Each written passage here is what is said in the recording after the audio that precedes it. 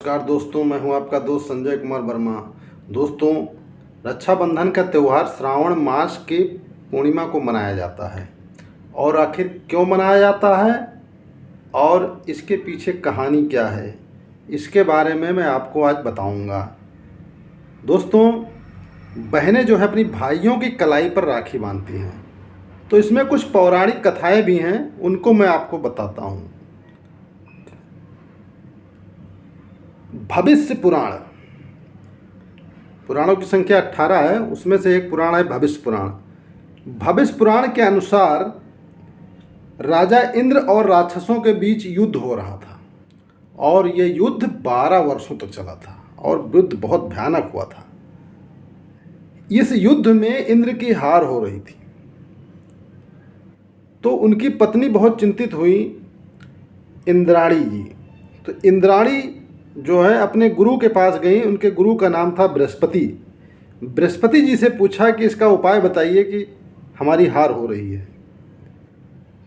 तो बृहस्पति जी ने इंद्राणी को बताया कि आप इंद्र की कलाई पर रक्षा सूत्र बांधिए, इससे विजय प्राप्त हो सकेगी। तो इंद्राणी जो है अपने पति की कलाई पर उन्होंने रक्षा सूत्र बांधा था।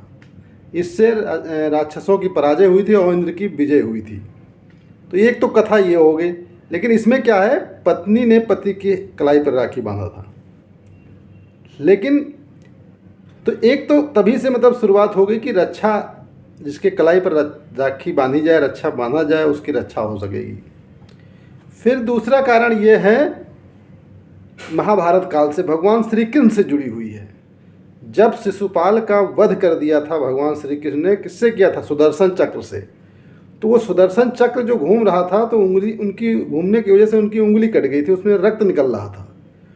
तो द्रौपदी ने अपने साड़ी का एक पल्लू फाड़ा और भगवान श्री कृष्ण की उंगली में लपेट दिया। तो भगवान श्री कृष्ण ने उनको रक्षा करने का वचन दिया था। फिर जब कौरव पांडवों के बीच जुआ हो रहा था, तो उसमें पांडव जो है द्रौपदी को दांव पर लगा दिए थे, तो द्रौपदी को हार गए थे। फिर दुशासन ने क्या किया, द्रौपदी का चीरहरण कर रहा था, तो उसमें भगवान श्री कृष्ण जी ने द्रौपदी की लाज बचाई थी, उसी चीर को बढ़ा करके। तो रक्षा वहाँ भी की थी। तभी से जो है बहनें राखी का त्यौहार मनाया जाता है। एक कारण और है राजा बलि की। एक बार राजा बलि जो है यज्ञ कर रहे थे, तो भगवान विष्णु वहाँ आए, वो भी छोटा रूप धारण करके, तो वामन अवतार में। तो भगवान विष्णु ने जो है उनसे 3 पग जमीन मांगा। तो राजा बलि दानवीर थे, उन्होंने दे दिया। तो फिर विष्णु भगवान ने बहुत बड़ा रूप धारण कर लिया, और एक पग से पूरी पृथ्वी नाप ली, और दूसरे पग से जो है स्वर्ग नाप लिया। अब उनसे बोला तीसरा पैर कहाँ रखूं? तो उन्होंने कहा तीसरा पैर हमारे सिर पर रख दीजिए।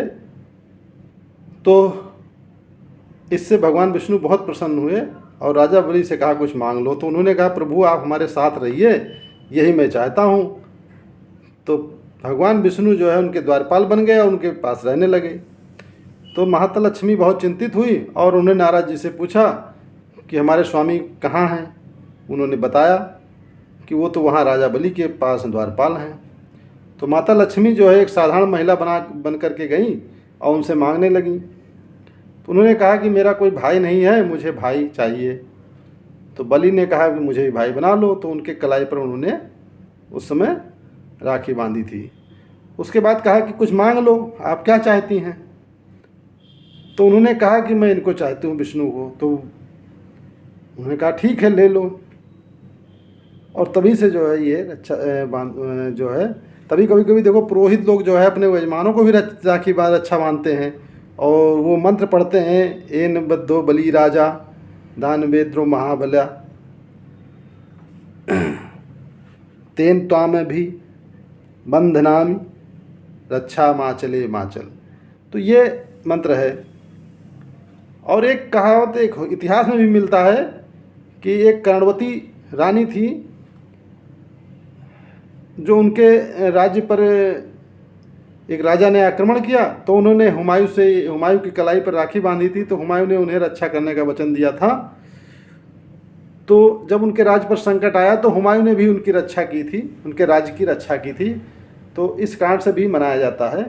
तो यही सब कहानियाँ हैं। तो इसीलिए जब बहनें जो हैं अपनी भाइयों की कलाई पर राखी बांधती हैं, तभी से ये रक्षाबंधन का त्यौहार मनाया जाता है। और ये रक्षाबंधन का त्यौहार अपने भारत में नहीं, दूसरे देशों में भी मनाया जाता है। नेपाल में ले लीजिए, पाकिस्तान में ले लीजिए, इंग्लैंड, ऑस्ट्रेलिया, बहुत सारे देशों में ये रक्षाबंधन का त्यौहार मनाया जाता है। ये बहुत ही पवित्र त्यौहार है और इसका हर व्यक्ति को ही पालन करना चाहिए हमारी समझ से। तो